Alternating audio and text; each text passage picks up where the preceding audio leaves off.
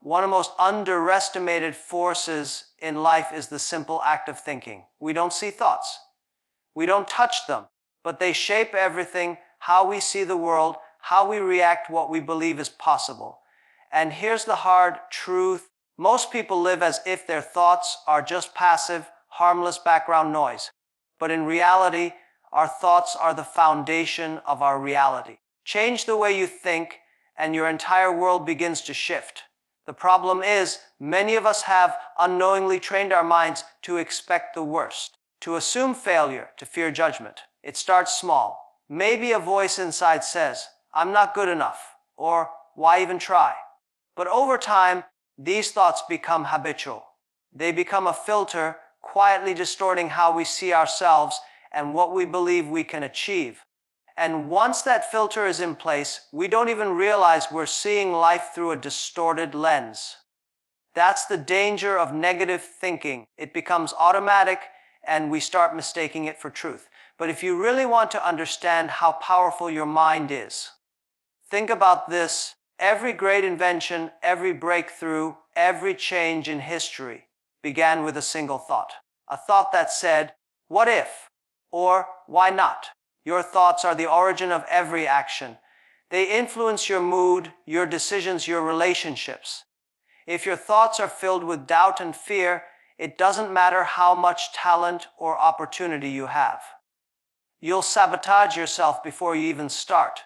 On the other hand, if your thinking is anchored in possibility and clarity, even the smallest steps forward can lead to transformation. There's a concept in psychology called the cognitive triangle: thoughts, emotions, behaviors. It's simple, but incredibly deep. Your thoughts create your feelings, and your feelings influence your actions. For example, if you think, "I'll never succeed," that creates anxiety or despair, and those emotions might cause you to give up or not try at all. But the thought came first. That's the root. That's the starting point of the chain. And that means the power to interrupt it starts with the mind. Philosophers have known this for centuries. Marcus Aurelius, a Roman emperor and a Stoic philosopher, once said, the soul becomes dyed with the color of its thoughts." This wasn't just poetry, it was wisdom. What you constantly think about becomes who you are. And in today's world, where we are bombarded with fear-driven news, pressure from social media, and a culture obsessed with comparison, negative thinking doesn't just show up, it gets amplified.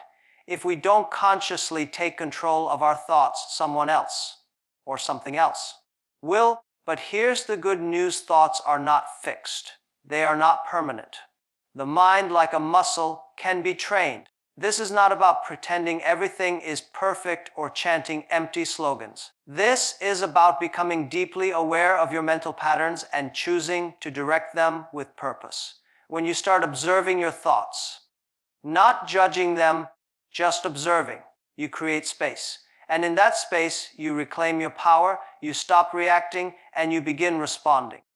You can choose to plant thoughts that empower rather than weaken. Instead of thinking, "What if I fail?"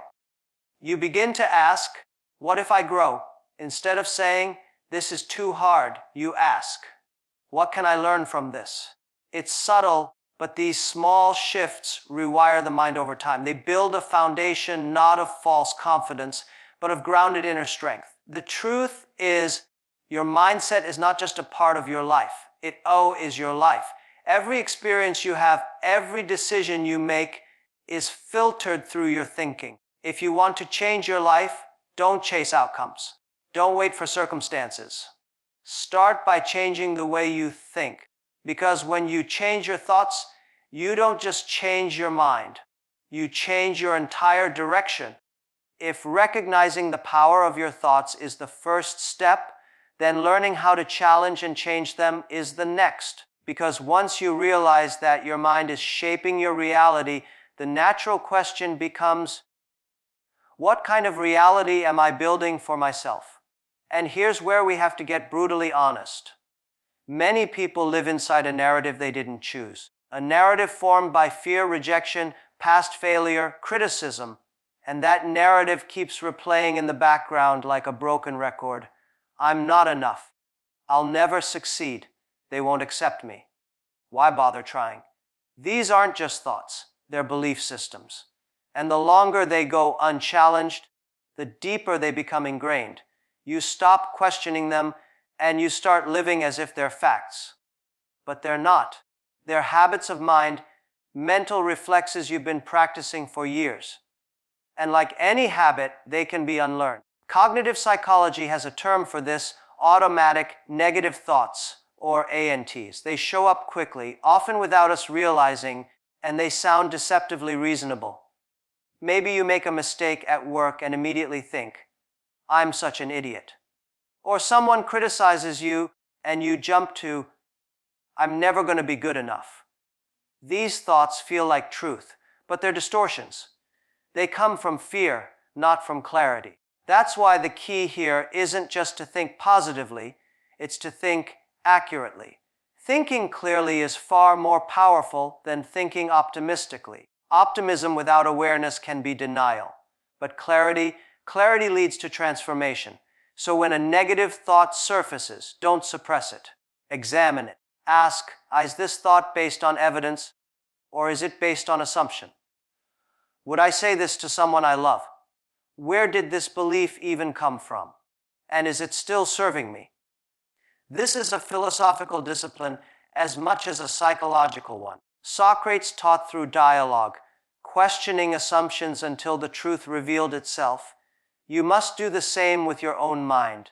Dialogue with your thoughts. Interrogate them. Hold them up to the light, because many of your negative beliefs will crumble the moment you stop treating them like facts and start treating them like opinions. Old, unhelpful opinions you've outgrown. And let me tell you, this process is not comfortable. It requires effort. It requires slowing down and becoming aware of your internal monologue. Most people don't want to do that. It's easier to stay distracted, to stay busy. But business doesn't solve a broken mindset. It just hides it temporarily. The real change comes when you slow down and sit with your own mind, however messy or noisy it is. Because you can't clean a house you refuse to look at. Here's something else to consider. Your thoughts are not you. They are events in your mind, not your identity. You are the one hearing the thoughts. That means you are not the voice. You are the awareness behind the voice. And when you understand that, a whole new level of power opens up. You begin to create space between stimulus and response, between what happens and how you interpret it. And in that space, you can begin to rewire the entire system. This is not about perfection. You will still have moments of doubt, fear, negativity. That's human. The goal isn't to eliminate all negative thoughts. It's to stop letting them control your life. To stop letting them make your decisions. You may not be able to stop the first negative thought from appearing, but you can choose what comes next. You can interrupt the cycle. You can tell yourself a better story. And that's what this journey is about. Learning to tell yourself the truth instead of repeating the lies you've internalized over time. Because once you start living from truth instead of fear, you don't just survive, you evolve. Every time you challenge a negative thought, you reclaim a piece of your power. Keep doing it. And eventually, your mind becomes a place of clarity, not confusion. A place of strength, not sabotage. And from there, anything becomes possible. Now that we've acknowledged the power of thoughts and learned to challenge the negative ones, the next question we need to ask is, why does this work? Why does changing your thinking actually change your life? This is where science and philosophy begin to speak the same language. Because it's not just an idea anymore, it's proven.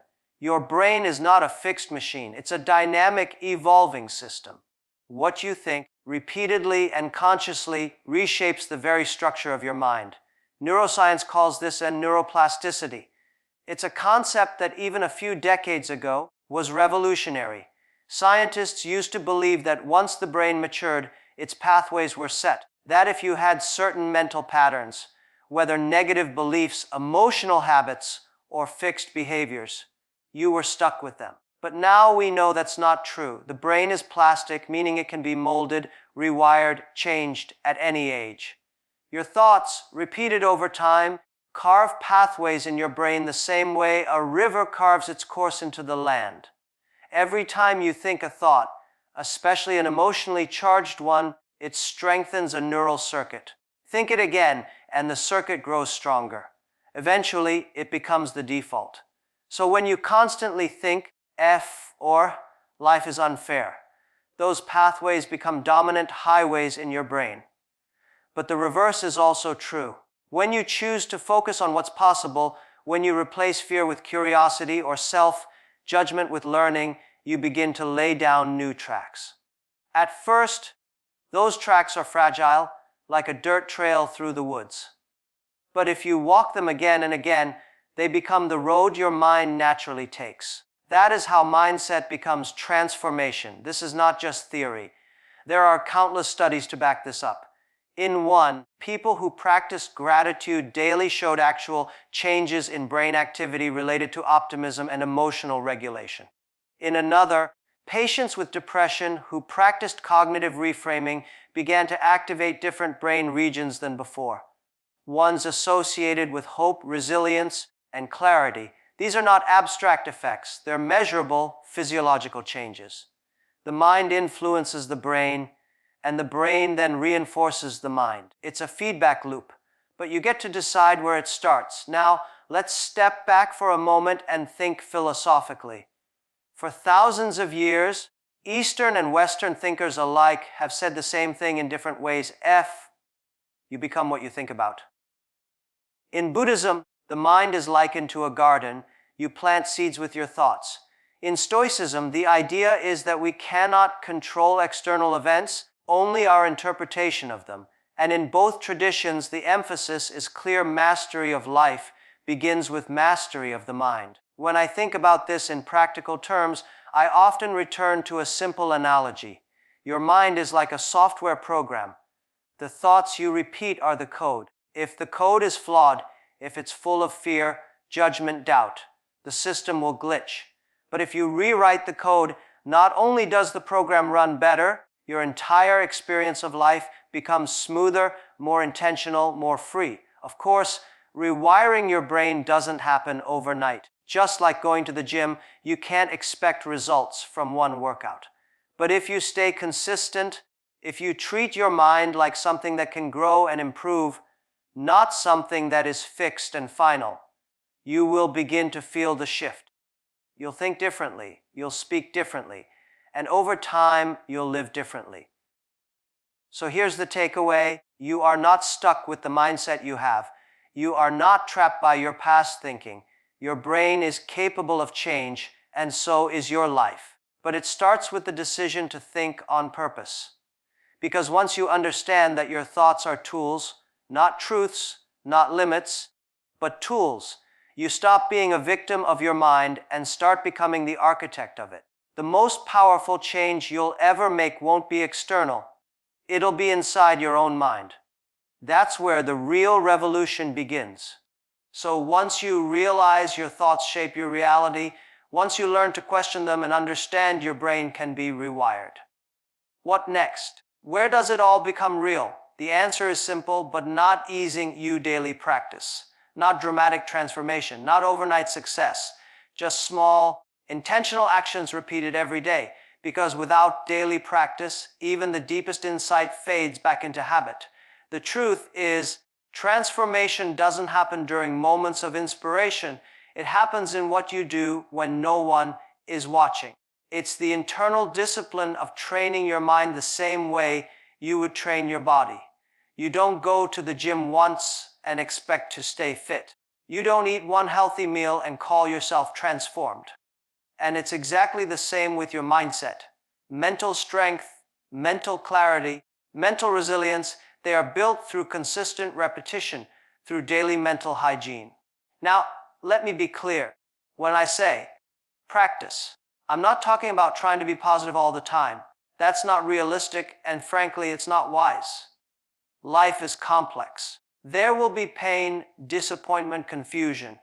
But the question is, when those moments arrive, how have you trained your mind to respond? Have you trained it to panic and spiral into self-doubt? Or have you trained it to pause, to reframe, to find something useful, even in the challenge? This is where practices like journaling, meditation, and even daily reflection become more than buzzwords. They become essential tools. Take journaling, for example. It's not just about writing thoughts down. It's about making the unconscious conscious. When you write, you slow your mind down. You make space to notice patterns, to see where fear is hiding, where hope is waiting. You begin to organize your inner world. And when your inner world is clear, your outer life becomes more intentional. Another practice is gratitude. Again, not in a superficial way. I'm not telling you to. Just be grateful when things fall apart.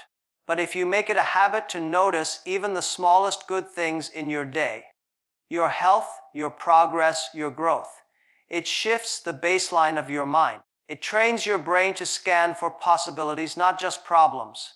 And that simple shift changes how you enter every situation. You start seeing solutions where others see blocks. You start seeing opportunities where others see risk. Then there's reframing, a powerful tool used in cognitive behavioral therapy. The idea is to look at a difficult situation and ask, what else could this mean? Instead of thinking, this failure defines me. You reframe it, this failure is data, and it's showing me what doesn't work. And that's valuable. You're denying reality. You're choosing a more empowering interpretation of it. This one mental shift can create extraordinary momentum in your life. Now, some of you might be thinking, but I've tried this before. It didn't last. Of course, it didn't last. Not because it doesn't work, but because consistency is the missing ingredient.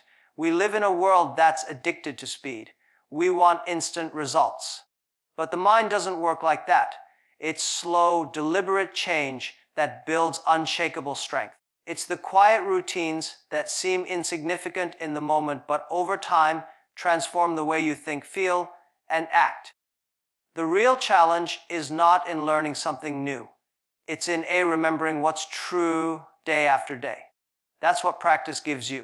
It gives you a structure to return to when life gets noisy. It gives you grounding when everything outside feels chaotic. And over time, it builds trust in yourself because you've shown up for your mind over and over again, even when it was hard. So don't wait for a breakthrough moment. Create one every day. One thought practice, one choice at a time. Because the most powerful changes in life come not from what you do occasionally, but from what you do consistently, with intention, with clarity, and with heart. We've talked about the inner world, your thought set, your mental habits. But there's another force, often invisible, but incredibly powerful, your environment. You see, no matter how disciplined your mind becomes, if you're constantly surrounded by negativity, distraction, or people who drain your energy, it's like trying to run uphill with weights on your ankles. Eventually, it wears you down. You can train your thoughts all day long, but if your surroundings don't support your growth, progress becomes a struggle. The people around you, the content you consume, the conversations you engage in, they all shape your thinking, whether you realize it or not. There's a saying, you're the average of the 5 people you spend the most time with. It's not just poetic, it's psychological. Human beings are deeply social. Our brains are wired for connection, and we naturally mirror the attitudes, language, and behaviors of those around us. If your environment is filled with cynicism, fear, gossip, or limitation, you begin to absorb it, even unconsciously. But the opposite is also true. When you're around people who speak with purpose, who challenge themselves, who look for solutions instead of excuses, you begin to rise. You start thinking bigger. You begin believing that growth is normal and excellence is possible. This is not about being better than anyone. It's about aligning yourself with energy that supports the person you're becoming, not the person you used to be. This applies not only to people, but also to the digital environment you live in. What are you feeding your mind every day? Is your social media a highlight reel of drama, comparison, and fear? Or is it filled with content that inspires, informs, and uplifts? Because make no mistake, your attention is the gateway to your mindset. What you focus on repeatedly becomes what you believe. If you spend hours consuming negativity, your mind will begin to echo it. And then we wonder why we feel anxious, restless, or defeated. The mind becomes what it's fed. So, this is where choice becomes critical. You must become intentional about what you allow into your world.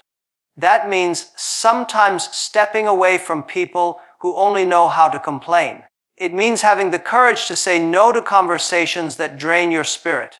It might even mean outgrowing relationships that are rooted in the old version of you, the one you're trying to move past. That's not selfish. That's necessary. At the same time, you have the power to build a new environment, one that reflects the mindset you're cultivating. Surround yourself with people who challenge your thinking, not those who reinforce your limits. Have conversations that explore ideas, not just problems. Seek mentors, not just friends. And most importantly, create physical and mental space for focus and clarity. That could be a quiet corner where you read, a playlist that shifts your state, or simply starting your day with silence instead of scrolling. It's not about perfection. No environment is flawless. But direction matters more than perfection. If you're consistently moving toward a space that supports your growth, even imperfectly, you're winning. And over time, your environment begins to work for you, not against you. It becomes a container for your evolution. Because here's the truth. You can't expect to change your life if you keep living in the same mental and emotional climate that created your limitations. You can't rise if you're always surrounded by voices that keep pulling you down. At some point, you have to choose. Comfort or growth, familiarity or transformation. And that choice often begins with your environment. So take a hard look around you. What are you allowing in? Who are you giving your energy to? What kind of space are you creating for your mind to breathe? Because in the end, your environment isn't just where you live. It's what you become. And now we come to the final piece of the puzzle, the part that truly brings everything else to life action. Because no matter how clear your mindset is, no matter how positive your thoughts become, or how supportive your environment is, if you don't act, nothing changes. Insight without action is just potential. It feels good in the moment, but it doesn't move the needle. It's like reading about exercise and expecting to get stronger. The real shift happens when you apply what you know. Imperfectly, consistently, and courageously. The problem is, many people wait until they feel ready. They wait until the fear is gone, until the plan is perfect, until the timing is right. But here's what no one tells you: clarity comes from movement, not the other way around. Action creates clarity. When you do something, even something small, you learn, you adjust, you grow, and slowly you build confidence. Not the kind of confidence that's loud and showy, but the kind that's rooted in evidence. I've shown up before. I can show up again. This is something I've seen over and over, not just in business, but in life. People who succeed are rarely the ones who had it all figured out from the start. They're the ones who started when it was messy, when it was scary, when the voice of doubt was still loud in their head, but they didn't let that stop them. They used action as the antidote to fear. Think about this. Fear thrives in the absence of action. When you sit still and overthink, the mind creates endless scenarios, most of which never happen. But the moment you take even a small step forward, your energy shifts, you interrupt the loop of doubt. Suddenly, you're no longer stuck in thought. You're participating in change. And that is powerful. Now, some people say, but what if I fail? The truth is, you will. At some point, you'll try something and it won't work. You'll feel rejected, disappointed, maybe even embarrassed. But that's not a reason to stop.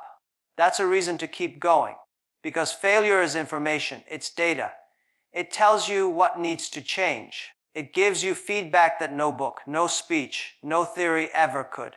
Every successful person you admire, every innovator, creator, or leader failed more times than most people even tried. What separates them is not perfection, it's resilience.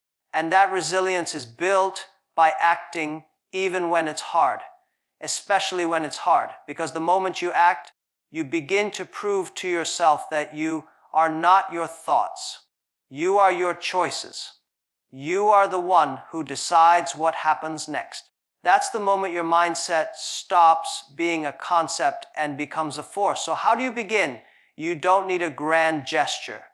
You need a single step, something small, something real. Maybe it's sending that email, having that conversation, starting that project, shutting off the noise and showing up for your goal, even if no one sees it yet. Especially if no one sees it yet. Because that's when you're building something stronger than motivation. You're building character. At the end of the day, changing your mindset is not just about feeling better. It's about living better. It's about creating a life that reflects your values, your growth, and your courage. That kind of life isn't given, it's built. And the raw material is action. So don't wait for permission. Don't wait for perfection. Move, try, build, adjust, repeat. Because your life doesn't change when you think differently. It changes when you act on what you now know to be true.